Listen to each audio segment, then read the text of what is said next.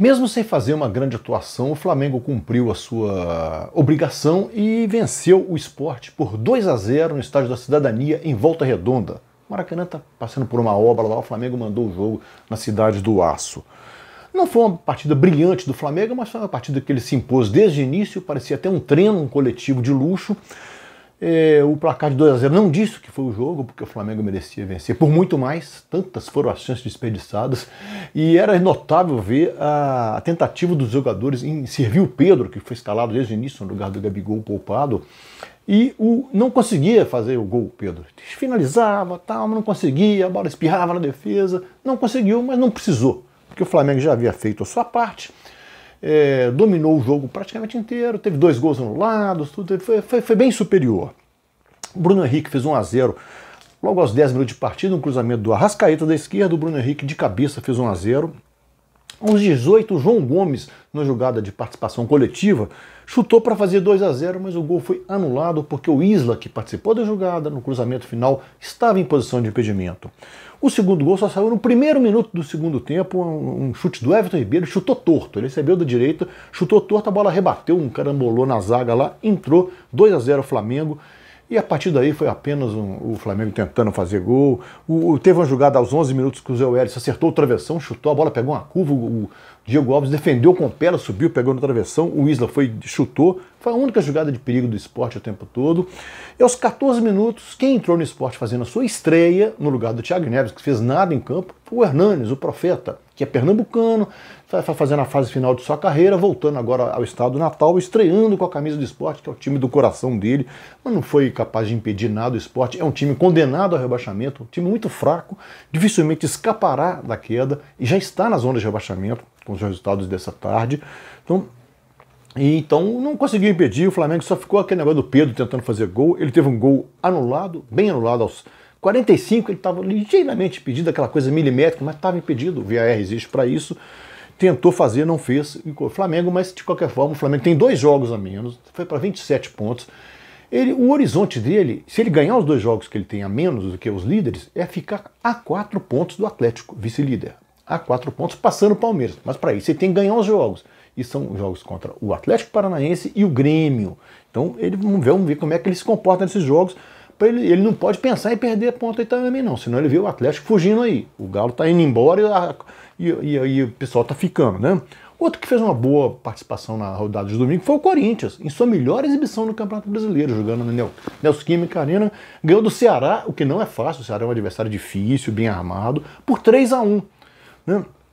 O destaque do jogo, 2 destaques dessa partida eu diria. O Adson, um jovem de 20 anos, um jovem goiano, que surgiu agora na base do Corinthians, fez o primeiro gol aos 17 minutos e o segundo aos 29, 2-0, dando tranquilidade ao Corinthians. Aos 17 minutos do segundo tempo, o Renato Augusto entrou para fazer a sua reestreia no time do Corinthians. Né? E aos 22 minutos, apenas 5 minutos depois, quem que fez o terceiro gol? Ele, de fora da área, bem ao seu estilo. Ele chorou no lance e tal. Todos os jogadores foram abraçá-lo, o Cássio, todo mundo. 3-0 Corinthians, só que 2 minutos depois o Rick fez um gol até bonito para o Ceará. O Ceará sempre faz gol bonito no Neoquímica Arena aí. Lembro o meu amigo Rodolfo Rodrigues. Né? Mas o Corinthians foi superior, foi uma boa partida. O Corinthians está subindo devagarinho na tabela aí. Né? Está em 10º lugar, mas está começando a dar uma ascensão na tabela. E com o Renato Augusto entrando, é um ganho de qualidade, sim. O Jô voltando a jogar bem, fazendo jogada. O Jô participou do gol do Renato Augusto. Então é um time que, com essa garotada, o Mosquito de um lado e o Adson do outro, está subindo aos pouquinhos. Não é time para brigar por título, mas é um time para brigar um pouco mais em cima. Pode entrar na briga de cima, quem sabe, de uma Libertadores. Tanto time entra na Libertadores, se ele tem 10º, 8º, 7º, já pode ser. Né? Um time que perdeu a chance de ser vice-líder foi o Fortaleza, que acabou de empatar com o Santos por 1-1 no Castelão. Num jogo em que o Fortaleza foi ligeiramente superior, mas o Santos também fez um bom jogo. Os times do Fernando Diniz são agradáveis de ver jogar. O Fortaleza já é agradável, sim, e os times do Fernando Diniz também são. Então foi um jogo bom, movimentado. O empate até que fez justiça aos 2 times. Lucas Crispim fez 1-0 para o Fortaleza aos 22 minutos, mas não teve nem tempo de comemorar, porque aos 24, o Carlos Sanches, numa falha do goleiro, fez 1-1 para o Peixe.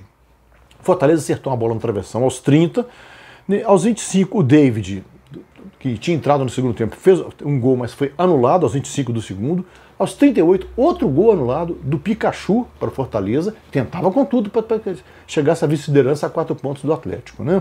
Aos 44, uma bola cabeceada por um jogador do Santos bateu na mão do Raniel na área. O André Luiz de Freitas Castro foi ao VAR conferir. Como a bola foi tocada por um companheiro, não deveria marcar nada. E ele de fato não marcou, mas foi na casinha lá e olhou e resolveu na volta marcar pênalti. Pô, a bola foi de um companheiro, não foi ele cortou a trajetória que foi de um adversário, foi de um companheiro, cabeceou, a bola bateu nele, não quis levar vantagem, nada. Ele marcou o pênalti. O Lucas Crispim bateu aos 47, o João Paulo voou e defendeu, impediu que se consumasse a injustiça de levar um gol de um pênalti que não houve e que seria uma derrota injusta para o time do Santos. O Fortaleza desperdiçou essa chance de ficar apenas a 4 pontos do líder Atlético, está a 6 ainda em terceiro lugar, o Santos é o 9º.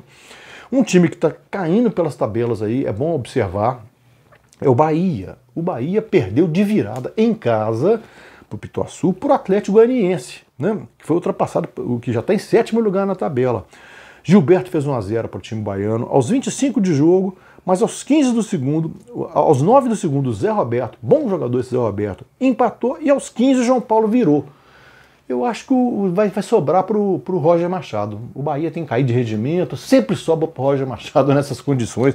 Não duvido que ele perca um emprego aí, não. Não duvido. Não estou advogando a queda dele, não. Mas conhecedor do futebol brasileiro, da cultura do futebol, de imediatismo, e o Bahia caiu muito de rendimento, é possível que sobe para ele. Está começando a situação a ficar ruim para ele.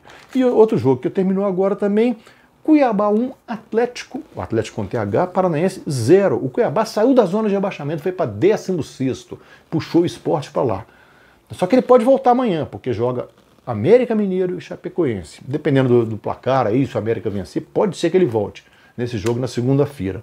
O Cleison fez o gol do Cuiabá aos 15 minutos do segundo tempo. O Cleison, que jogou no Corinthians, no Bahia, no Atlético Mineiro, tudo, na Ponte Preta, ele fez 1-0, o Cuiabá deu uma respirada, né? Vamos ver como é que se comporta aí o jogo dessa segunda-feira entre dois times que estão na zona de rebaixamento, América e o único sem vitória na competição, que é a Chapecoense. É isso aí, meus amigos, fique com a gente e até a próxima.